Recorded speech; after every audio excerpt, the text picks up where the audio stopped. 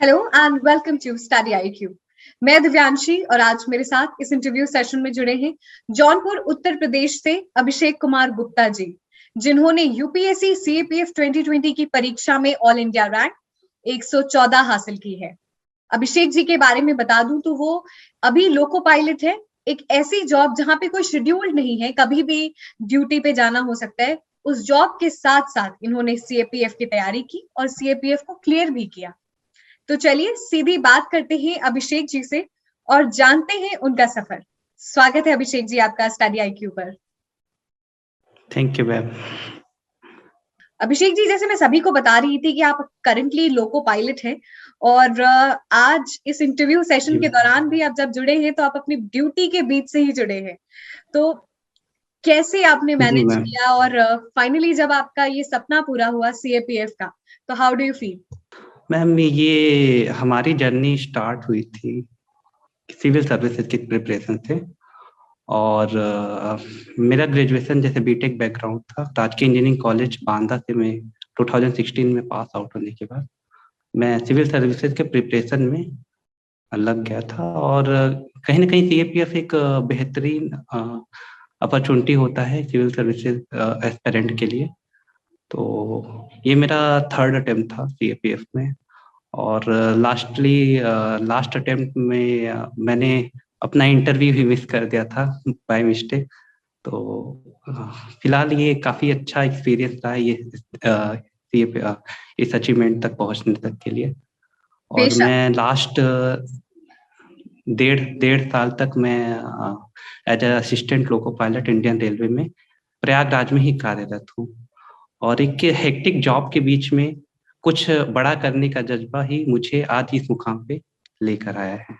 अभिषेक जी, आपने जैसे बताया कि करंटली और असिस्टेंट लोको पायलट, तो थोड़ा सा बताइए इस जॉब के बारे में और कैसे आपने मैनेज किया समय, क्योंकि बहुत ही अनशेड्यूल्ड जॉब है ये। जैसा कि मैम, एक असिस्टेंट लोको पायलट की जॉब नॉन शेड्यूल्ड है, कोई भी शेड्यूल फिक्स नहीं कि हाँ ये ऑफिस जॉब नहीं है। जैसे कि ऑफिस जॉब में फिर भी टाइम फिक्स होता है कि आपको 8 बजे जाना है, 4 बजे तक, या 10 बजे जाना होता है, 6 बजे तक वापस आना होता है। फिर वहाँ पे वीकेंड ऑफ भी होता है। तो यहाँ पे ऐसा कोई प्रोविजन नहीं है। यहाँ पे टोटली एक हेक्टिक जॉब है जहाँ पे आप कभी भी आपको ड्यूटी पे बुलाया जा सकता है। इवन आपको ड्यूटी पे 2 घंटे पहले आपके पास कॉल जाती है कि हाँ आपको आना है। तो इस हेक्टिक भरे जॉब में लेकिन दिमाग में कहीं ना कहीं कुछ करने का, आगे बढ़ने की, कि नहीं यहाँ से निकलना है हमको सिविल सर्विसेज में, या इसके इक्विवेलेंट कोई भी बेहतर पोजीशन में पहुंचना है। तो टाइम निकल ही जाता है। कहते हैं ना, जहाँ चाह होती है वहाँ राह होती है। अगर आपके अंदर कुछ करने की जज्बा होता है तो वो होकर रहता है। बस आपके अंदर डिटर्मिनेशन होना चाहिए, फर्म डिटर्मिनेशन होना चाहिए। आप टाइम निकाल ही लेंगे कहीं ना कहीं। मैंने भी कभी कभी ऐसा हुआ है कि सर्विस ड्यूटी के दौरान ही, जैसा कि अभी इनिशियल स्टेज है, तो ज़्यादातर ट्रेनें हमको गुड्स ट्रेनें मिलती थी, जो कि कभी कभी लूप लाइन में 3 से 4 घंटे के लिए खड़ी हो जाती थी। तो मैंने उस समय का पूरा यूटिलाइजेशन किया। उस समय को पूरा यूटिलाइजेशन किया। वहाँ पे हमने इंफॉर्मेटिव वीडियोस देखे, बुक्स पढ़े। और कहीं ना कहीं यही सब आज मुझे इस मुकाम पे पहुंचने के लिए काफी मदद किया मेरे लिए। अभिषेक जी, आप हमेशा ये मेंशन कर रहे हैं कि जज्बा, वो ड्राइविंग फोर्स क्या था, वो मोटिवेशन क्या था जो आप इतने हेक्टिक स्केड्यूल में भी आपने अपना मोटिवेशन, सपना नहीं छोड़ा? क्योंकि कई बार ऐसा होता है कि गवर्नमेंट जॉब आ गई, सरकारी नौकरी आ गई, तो जो लोग एंड गोल सोच के रखते हैं वो कहीं ना कहीं मिस हो जाता है। मैम, आपका कहना बहुत सही है। हमारे कई ऐसे मित्र थे जो कि साथ में जर्नी स्टार्ट किए थे, और कहीं ना कहीं गवर्नमेंट जॉब में आते ही वो कहीं ना कहीं उनकी ड्रीम जो थे डाइल्यूट हो गए। लेकिन मैम, मेरे साथ ऐसा नहीं हुआ। एक जो मेरा ड्रीम ड्रीम तो ड्रीम होता है, ड्रीम देखने का सबके पास अधिकार है। और लेकिन ड्रीम पूरा कौन करता है? जो उसके लिए लड़ता है। मेरा बस एक ही मानना है कि मनुष्य के सामने कोई भी लक्ष्य बड़ा नहीं, हारा वही जो लड़ा नहीं। अगर हम अपने ड्रीम के लिए नहीं लड़े तो फिर हार तो पहले से ही हो गया है। तो क्या ही फिर तो मैं यही कहूँगा कि हर एस्पिरेंट चाहे वो वर्किंग में है या नॉन वर्किंग या फुल टाइम प्रिपरेशन कर रहा है या फिर शेड्यूल्ड जॉब में है या इवन नॉन शेड्यूल्ड जॉब में है, वो भी अपने ड्रीम को पूरा कर सकता है।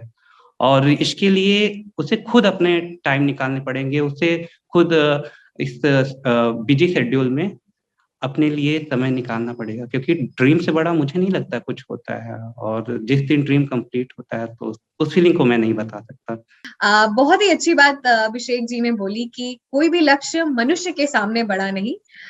इसलिए अगर आपने कोई लक्ष्य तय किया है तो उसके लिए लड़िए, उसके लिए जी जान लगाइए, क्योंकि एक ही जिंदगी है, आप मेहनत करें और अपने सपने को पूरा करें। तो अभिषेक जी वापस इंटरव्यू की तरफ आते हैं और थोड़ा सा इस प्रिपरेशन स्ट्रैटेजी की तरफ जाते हैं। टाइम मैनेजमेंट तो आपने बताया कि थोड़ा थोड़ा भी गैप मिलता था, 2-3 घंटे का लूप होता तो आप इंफॉर्मेटिव वीडियोस देखते थे, पढ़ाई करते थे। लेकिन पिछले जो अटेम्प्ट से क्या सीख इस अटेम्प्ट में ली? मैम, जैसे पिछले अटेम्प्ट में मेरी पहला अटेम्प्ट जब मेरा था तो मेरा उस time full time study preparation period था। उस टाइम मैं किसी जॉब में नहीं हुआ करता था। तो इनिशियल स्टेज था, वहाँ पे कहीं न कहीं छोटी-छोटी गलतियाँ हमको सफल होने से रोक दिया। और जब सेकंड अटेम्प्ट आया, सेकंड अटेम्प्ट में मैंने क्रैक किया और मिसफॉर्च्यूनेटली मैं इंटरव्यू की डेट ही मिस कर गए और मैं अपीयर नहीं हो पाया इंटरव्यू में। और थर्ड अटेम्प्ट में उसी सेकंड अटेम्प्ट की प्रिपरेशन को ही कंटिन्यू किया, जैसे उसमें स्ट्रेटजी थी। इवन थर्ड अटेम्प्ट में मैं फुल टाइम ड्यूटी में था और पूरे एग्ज़ाम का प्रोसेस मैंने ड्यूटी के दौरान ही दिया। कहीं न कहीं एक मेंटली सपोर्ट जो इंडियन रेलवे की जॉब की तरह ही, मतलब एक वर्किंग वर्किंग पर्सन होने के नाते जो मेंटल सपोर्ट मिला, कहीं न कहीं वो बहुत हेल्प किया इस अ, मुकाम को अचीव करने में। एक जो अंदर से फ़ियर रहता है वो कहीं न कहीं कम हुआ और एक कॉन्फिडेंस बिल्डअप हुआ और कम समय में इफ़ेक्टिव वर्क करके, ईमानदारी के साथ तैयारी करके आज ये मैं मुकाम को मैंने हासिल किया है।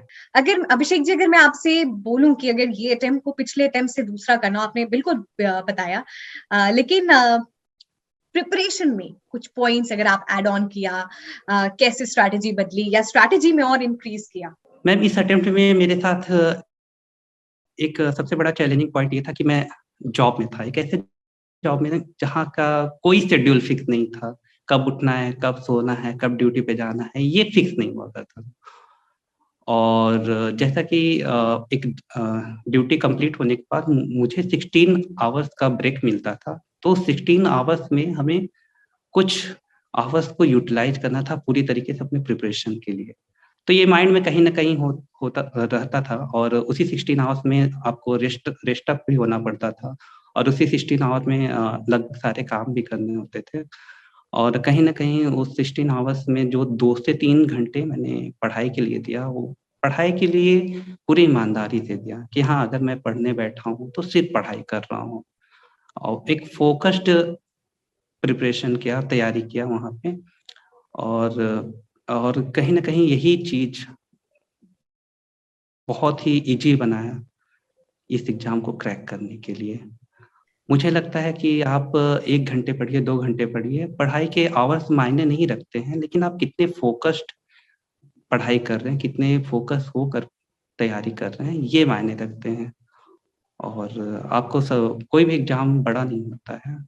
बस एक बेहतरीन स्ट्रेटजी, एक बेहतरीन मेंटर, साथ ही साथ में एक तरीके से यूट्यूब पे जैसे स्टडी आईक्यूज़ वगैरह के वीडियो, इन्फॉर्मेटिव वीडियो आते थे, वो हमको लगता है कि मैंने ये स्टडी आईक्यू बहुत 2 साल के करीब पहले ही जॉइन किया था। सब्सक्राइब किया था इसके चैनल्स को, उसमें प्रशांत धवन सर की वो जो एनालिटिक कैपेबिलिटी थी उनकी, कहीं न कहीं उससे काफ़ी सीखने को मिला। और करंट पे जो एनालिसिस के उनके पॉइंट ऑफ व्यू हुआ करते थे या अदर अन्य प्लेटफ़ॉर्म पे भी ऐसे वीडियोज़ की भरमार है। तो कहीं न कहीं एक इन्फॉर्मेशन का ये जो दौर था, वो आपको काफ़ी आगे ले जाता है और आपके प्रिपरेशन को काफ़ी आसान बनाता है। हाँ, एक चीज मैं जरूर कहना चाहूंगा, जैसे महाभारत के लड़ाई में, महाभारत के युद्ध में एक मेंटर की वजह से ही पांडवों की जीत हुई थी, और मेंटर कोई और नहीं, सिर्फ भगवान श्री, खुद श्री भगवान कृष्ण, भगवान श्री कृष्ण थे। मुझे लगता है कि किसी भी एग्जाम के लिए आपको एक मेंटर की जरूरत पड़ती ही है। वो मेंटर कोई भी हो सकता है, इवन कोई आपका प्रिपरेशन करने वाला हो सकता है, कोई आपका गाइडेंस प्रोवाइड करने वाला प्लेटफॉर्म हो सकता है।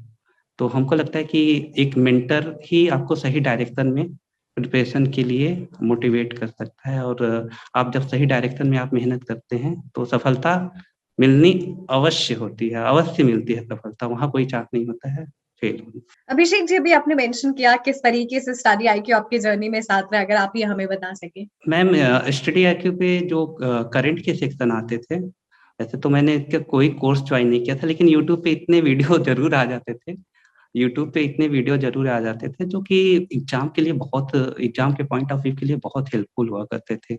वो सीएपीएफ एग्जाम के लिए तो सबसे बेस्ट है वो मेरे हिसाब से, क्योंकि इसमें जो भी एक सेकेंड पेपर का पार्ट होता है, सेकेंड पेपर में आपका रिपोर्ट राइटिंग आता है, और फिर काउंटर स्टेटमेंट लिखने के फिर काउंटर फेवर आता है, तो वो वहाँ पे जो एक विजन डेवलप करता है वो वीडियो, उस वीडियो के माध्यम से काफी हेल्प मिला है, और कहीं ना कहीं वो मुझे पेपर सेकंड में बहुत ही काम आया है। इवन कि मैंने एक डेडिकेशन के साथ तैयारी तो स्टार्ट किया था, लेकिन ये करेंट का क्या होता था कि मैम करेंट तो अपडेट करेंट से अपडेट रहने के लिए मुझे नेट पे ही डिपेंड होना पड़ता था। कोई पेट मैगजीन तो के तरफ नहीं था मैं कि हाँ पेट मैगजीन पढूं या न्यूज़पेपर पढ़ने का टाइम मिल जाए। तो कहीं ना कहीं मैम, कहीं न कहीं ये सारे इंफॉर्मेटिव वीडियोस बहुत हेल्पफुल हुई हैं, और मेरे सिलेक्शन में इनका भी योगदान रहा है। बहुत खुशी हुई ये जान के कि हम आपकी सक्सेस स्टोरी का हिस्सा बन पाए। अभिषेक जी, हमने आपके जर्नी से बात की, कई सारे मुद्दों पे हमने कवर किया। सेशन के एंड में है कुछ टिप्स, सजेशन आप सभी एस्पिरेंट्स को देना चाहेंगे? Sure ma'am. मैम, मेरा सभी व्यूअर्स से यही कहना है कि आप ड्रीम्स देखते हैं, ड्रीम्स देखना एक बहुत ही बहुमूल्य लाइफ का पार्ट है, बहुत ही वैल्यूएबल है। अगर आप ड्रीम्स नहीं देखेंगे तो आप अपने आप को डेवलप नहीं करेंगे, आप उसके लिए उसके तरफ बढ़ेंगे नहीं, आप अपने आप को एक्सप्लोर नहीं कर पाएंगे। तो मुझे लगता है ड्रीम्स देखना अपने आप को एक्सप्लोर करने का एक प्लेटफॉर्म है। आप कोई भी ड्रीम्स देखें, ड्रीम्स की कोई लिमिट नहीं होती है। आप हो सकता है कि एक सिविल सर्विसेज के एस्पिरेंट हो सकता है आप एसएससी के एस्पिरेंट हो, आप किसी भी एग्जाम की एस्पिरेंट हो सकते हैं। लेकिन जब आप एक गोल सेटअप करते हैं, तो गोल सेटअप करने के दिन से ही आप अपने आप को एक्सप्लोर करने लग जाते हैं, और जब आप अपने आप को एक्सप्लोर करते हैं तो आप नॉलेज को गेन करते हैं, और फिर नॉलेज को एक सही डायरेक्शन में नॉलेज को गेन करते-करते आप अपने ड्रीम्स को ज़रूर अचीव करते हैं, और उससे आपके पेरेंट्स, आपसे जुड़े हुए लोग काफ़ी प्राउड फील मूवमेंट करते हैं, और आप इस सोसाइटी के लिए बहुत एक पॉजिटिव डायरेक्ट योगदान देते हैं।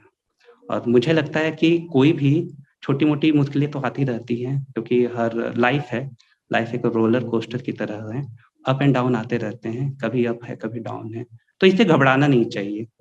हाँ, एक डायरेक्शन में आपको लगे होना चाहिए, अपने आप पर विश्वास होना चाहिए खुद पे कि हाँ, ये मेरे लिए ही है, क्योंकि कोई भी बंदा जो भी सेलेक्ट होता है, वो हमारे बीच से होता है, कहीं और से नहीं आता है। बस उसका सिलेक्शन इसलिए हो जाता है क्योंकि वो लगातार उसी डायरेक्शन में लगा रहता है और नेगेटिविटी से काफ़ी दूर रहता है।